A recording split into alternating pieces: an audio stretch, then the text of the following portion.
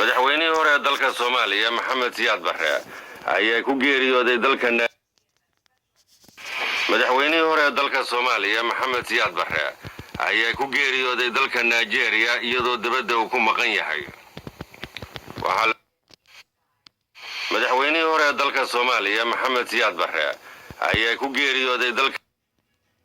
madaxweynihii hore ee dalka Soomaaliya Maxamed Siyaad Barre ayaa ku geeriyooday dalka Nigeria iyadoo dibadda uu ku maqan yahay waxa la rumaysan yahay dhowr iyo 80 jir inuu ahaa qaraabadiisuna waxay sheegeen in uu bukay gurigii uu ku lahaa magaalada Lagos oo uu geeriyooday iyadoo saaka subaxnimadii lagu sii wado waqti hore cusbitaalka Maxamed Siyaad Barre waxa uu xukumayay dalka Soomaaliya muddo 20 sanadood intii uu san ka cararin magaalada Muqdisho iyadoo uu ku jiro mid ka mid ah baabuurta dabaabaadka muddo 4 sanadood laga joogo markaas oo qabaa'ilku si xoog leh ay isu dilayeen taasuna ay keentay gaajadii baahday wuxuu ahaan jiray abaanduulihii ciidamada qalabka sida